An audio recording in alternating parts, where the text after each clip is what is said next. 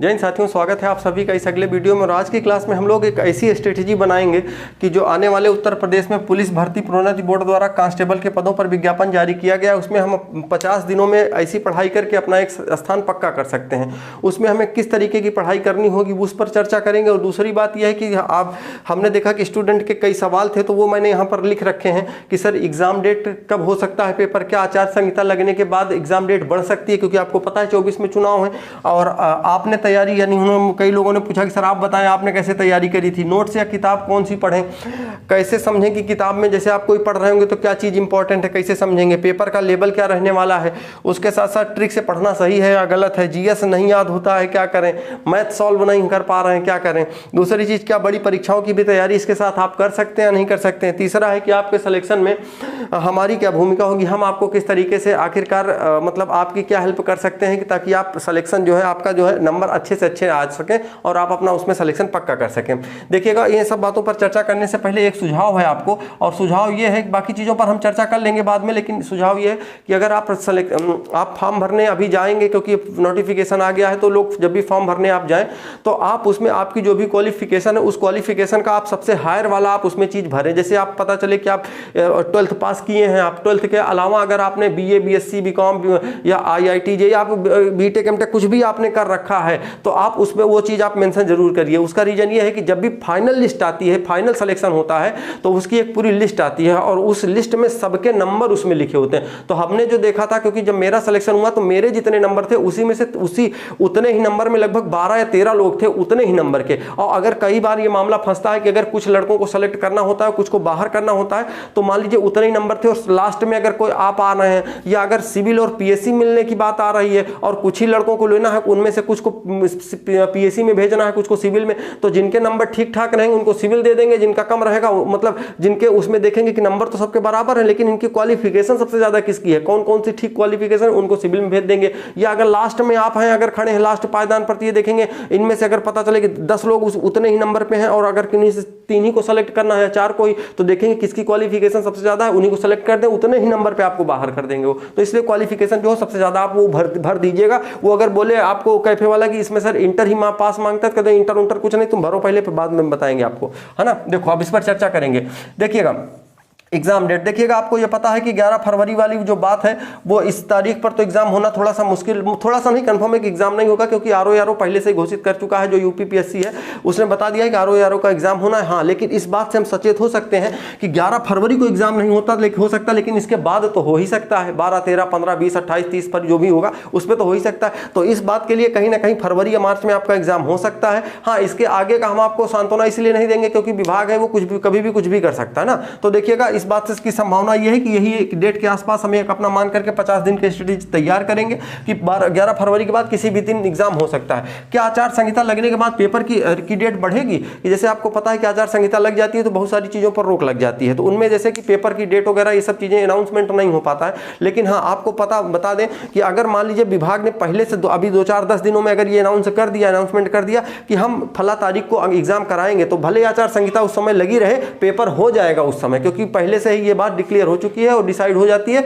तो उसमें कोई दिक्कत नहीं आती है। ठीक है, आपने कैसे तैयारी करी? देखो दोस्त, हमने तैयारी क्या करी, हम दरअसल ये था कि चाहे वो जब हम SSC GD का पेपर निकाले, MP पुलिस का 2 बार निकाले, अभी यहाँ ड्यूटी कर रहे हैं। आप देखिए, आप हमारे सिलेक्शन में सबसे हमारी जो तैयारी थी वो सबसे बड़ी तैयारी हमारी स्टूडेंट के माध्यम से होती थी। जैसे हम जिस बैचों में पढ़ते थे ना भैया, उसी में पढ़ाते भी थे। अब आप ये कह सकते हैं ये कैसे संभव है? जैसे मान लीजिए होता है कि चीज़ें ऐसी थी कि समस्याएं थी, तो पढ़ना भी था और पढ़ाना भी था। तो और पढ़ाने का मतलब ये है कि पढ़ाने के कारण हम बहुत मेहनत किए कि लोगों के मन में कोई सवाल ना छूटे। और आपको पता है, जो लोग अभी पढ़ चुके होंगे, कई लड़कों का ये अभी कुछ दिन पहले भी सजेशन आया था कि सर आप ऑनलाइन क्लासेज जो है यूट्यूब पे अवेलेबल करवाइए अपनी, और हम कोशिश भी किए हैं। अभी 2-3 चैप्टर 4 पढ़ा दिए हैं और आने वाले 1 महीने में आपको पूरा का पूरा रीजनिंग आपको उसमें मैं पढ़ाऊंगा, उसमें कोई दो राय नहीं है। अभी ये वीडियो आपको बना दे रहा हूँ, इसके बाद आज या कल से आपके 2-2 3-3 वीडियो हर एक चैप्टर के उसमें चलने शुरू हो जाएंगे, आपको अपलोड होना। और उसकी पूरी हमने एक प्लेलिस्ट बनाई है, अगर आप रीजनिंग पूरा पढ़ना चाहते हैं तो उसमें हमने उसमें हर एक वीडियो का 1 2 3 4 5 पूरा नंबर पढ़ा हुआ है,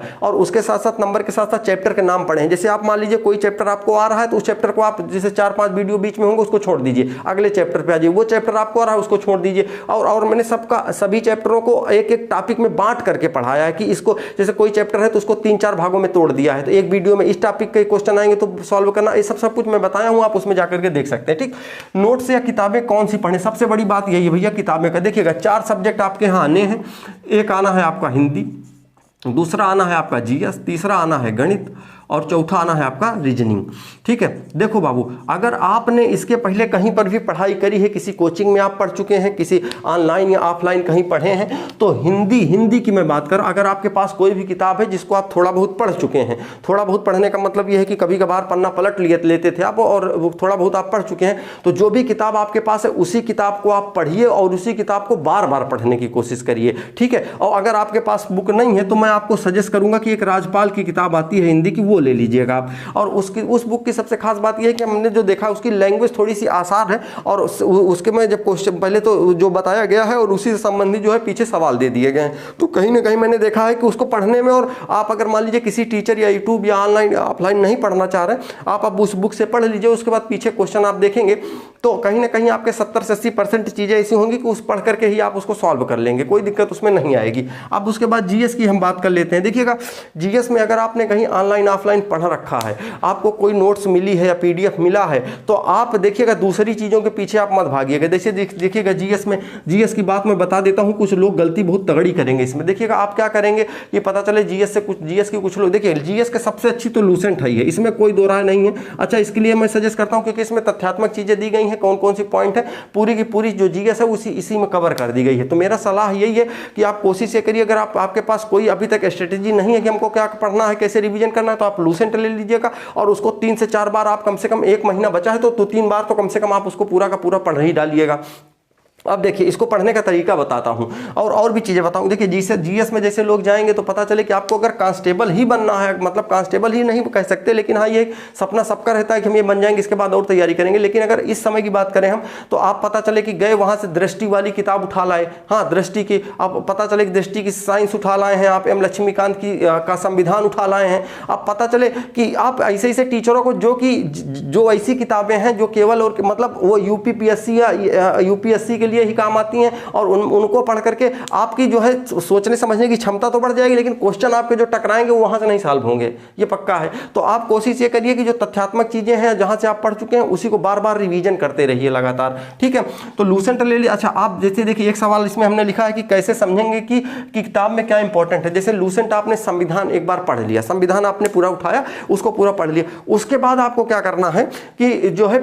देखिएगा जो जीएस की किताब आती है उसमें आप देखेंगे तो वो जैसे आप घटना चक्र ले लीजिएगा या यूथ कंपटीशन की, जिसमें पता चले कि संविधान के ढेर सारे क्वेश्चन रहेंगे। तो जब आप उसको पढ़ना शुरू करेंगे तो जो क्वेश्चन लिखा होगा उसी के बगली में लिखा होगा यूपीपी 2018 में आया था, यूपीपी 2016 में सवाल आया था, ऐसे लिखा होगा। तो आप देखेंगे अच्छा इस तरीके का सवाल वह ज्यादा पूछ रहा है, तो आप जब एक बार पढ़िए लूसेंट, संविधान पूरा पढ़ लिए, अब उसके बाद फिर दूसरी बात पढ़ने से पहले आप उस सवाल पे आ जाइए। सवाल कहाँ मिलेगा, उसी लूसेंट में सवाल नहीं रहेगा, उसके लिए आपको दूसरी एक बुक लानी पड़ेगी जिसमें ऑब्जेक्टिव वाले क्वेश्चन रहेंगे, उसको आप पढ़ेंगे, उसके बाद कहेंगे अच्छा इसे सवाल आ रहा, फिर दोबारा लूसेंट आप जाएंगे ना, तब आपको लगेगा अच्छा ये इंपॉर्टेंट था, इसी तरीके के तो सॉल्वर टकराया था उसमें, तो आप क्या करेंगे, तब आपको लगेगा इस तरीके को ज्यादा पढ़ना पड़ेगा, ये चीजें ज्यादा पूछी जा रही थी उसमें, तो आपको भी लगेगा हाँ इन चीजों पर ध्यान देना है। तब आपको इस तरीके से जो चीजें होंगी वो याद हो जाएंगी, और कहीं ना कहीं 2-3 बार जब आप पढ़ेंगे तो आपके, जब आप फिर प्रैक्टिस सेट आप जब लगाना शुरू करेंगे, मॉक टेस्ट लगाना शुरू करेंगे,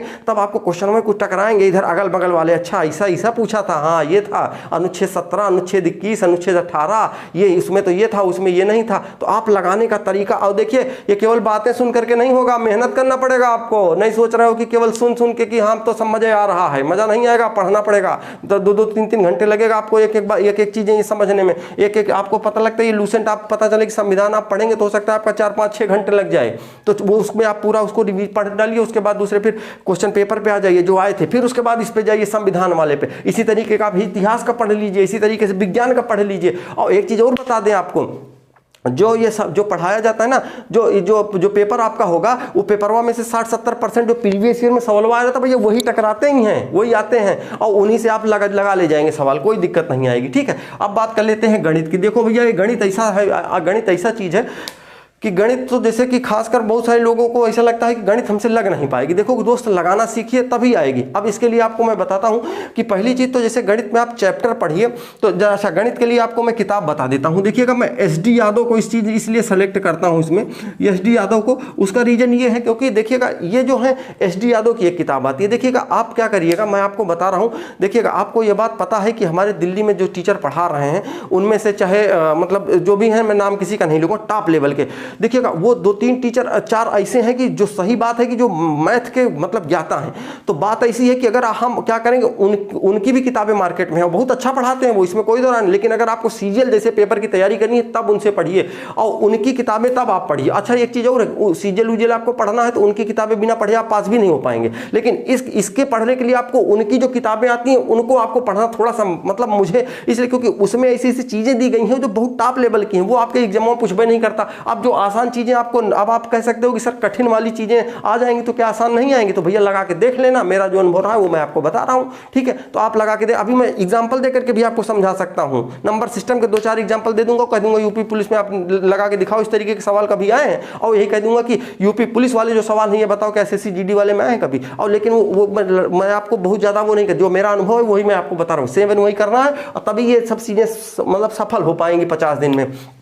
SD यादव, इसको इस किताब की सबसे खास बात यह है, हमने जो देखा है उसमें यह बताया गया है कि आप आसानी से किसी भी तरीके से, कोई दिक्कत नहीं है, एकदम एक एक टॉपिक को इन्होंने बांट दिया है। जैसे काम समय वाला है, मान लीजिए चाल समय दूरी है, तो उसमें चाल समय दूरी में पहले आसान सवाल, फिर उससे कठिन, फिर उससे कठिन, मतलब 4-5 टॉपिक में इन्होंने बांट दिया है। आप कोशिश करेंगे पढ़ने की तो उसको आसानी से आप पढ़ ले जाएंगे। ठीक है, तो इस तरीके से रीजनिंग की बात कर रहे हैं तो रीजनिंग देखिए, रीजनिंग में जो आपकी किताब आती है वो, अगर देखिए आपके पास एक चीज़ और बता दें, कोई किताब है आपने पढ़ रखी है, टीचर आपको पढ़ा चुके हैं, तो बिल्कुल इन किताबों को पढ़ने की आपको जरूरत नहीं, क्योंकि आप जो पढ़ चुके हैं फिर उन्हीं का रिवीजन धकाधक मारिए, कोई दिक्कत नहीं है। ठीक है, और रीजनिंग में जो है वो भैया KP सिंह की किताब आती है, और मैं आपको सजेस्ट भी करता हूँ, और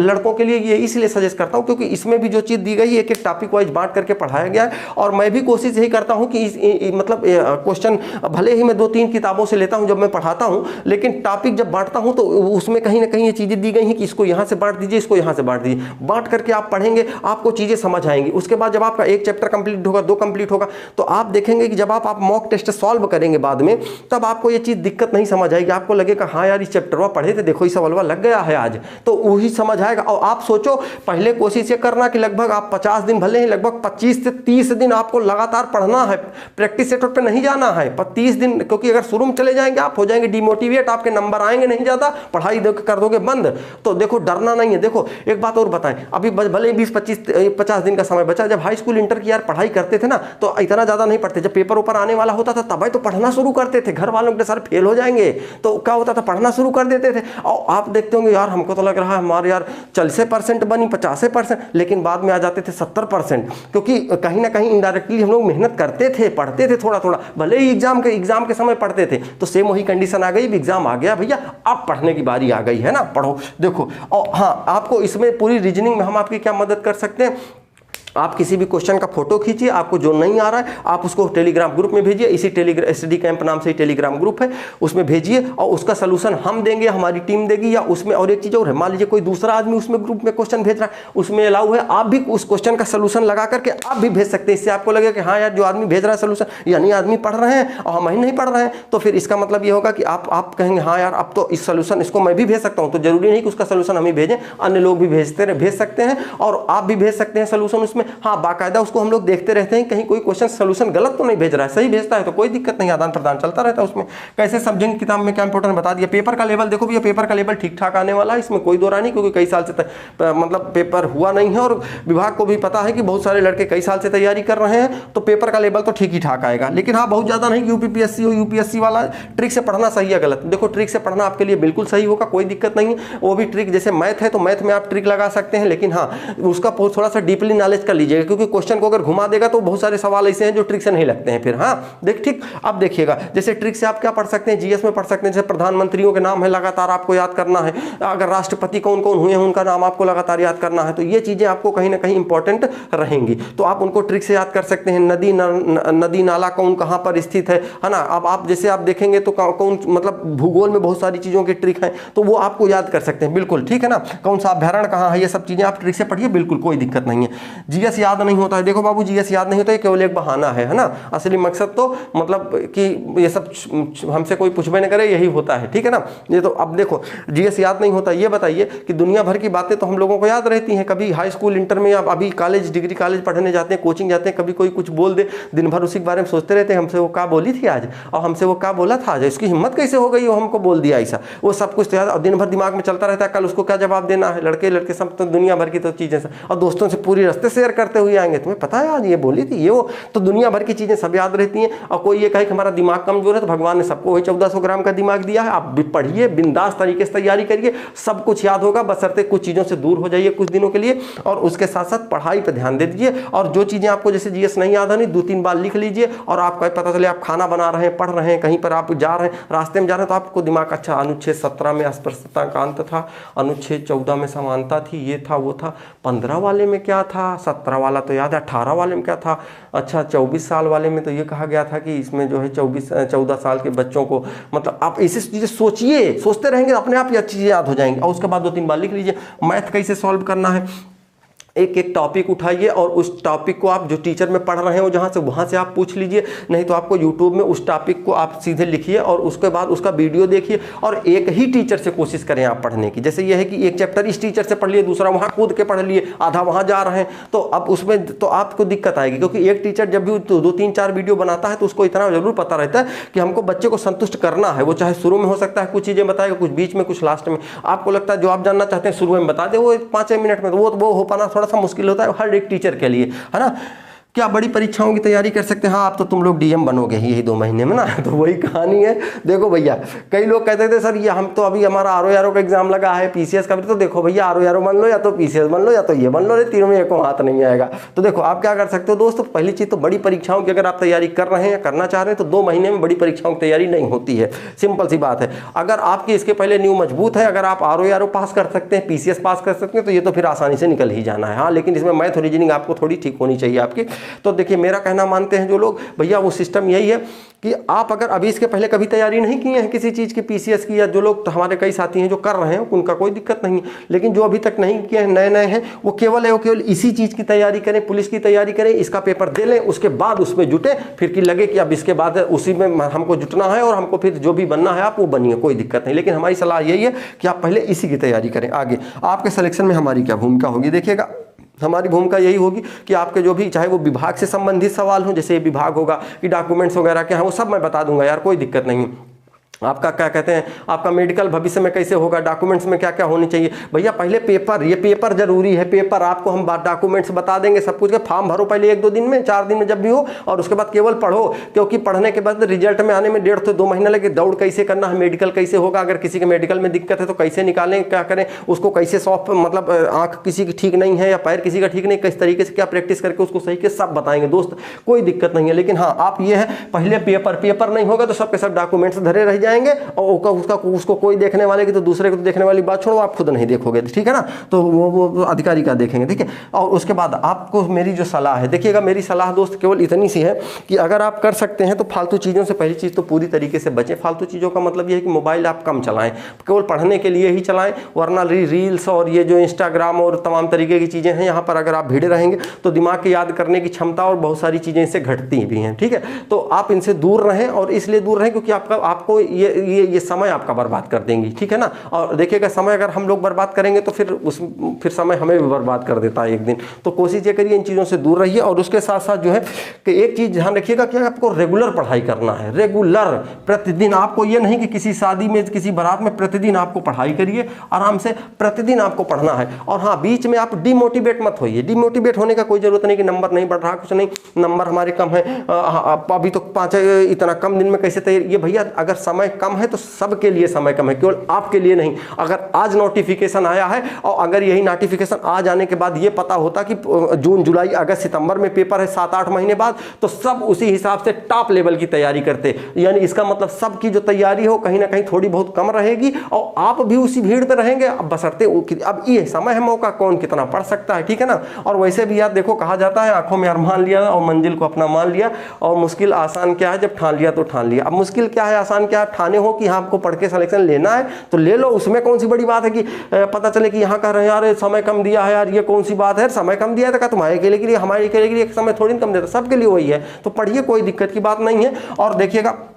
वो एक कहते भी हैं कि जो IAS PCS जैसे जो लोग बनते हैं भैया, वो देखिएगा कभी कभी इंटरव्यू में कहते हैं कि सर हम तो बहुत कम पढ़े थे लेकिन हमको लग नहीं रहा था कि हमारा सिलेक्शन हो जाएगा। वैसे सेम आपके साथ होगा, आपको लगेगा कि यार हमको तो लग ही नहीं रहा था हमारे इतने नंबर आ जाएंगे, लेकिन हाँ ये है कि चलो ठीक है, आ गए, पढ़े थे, हमको लग रहा है और रात रात भर जागे हैं तो सिस्टम तो बनेगा ही, फिर पढ़ाई करिए तो अब पढ़ते रहिए। और हाँ देखिएगा, कुछ लोग पूछ रहे हैं कि सर कितने घंटे पढ़ें, ये भी एक समस्या है।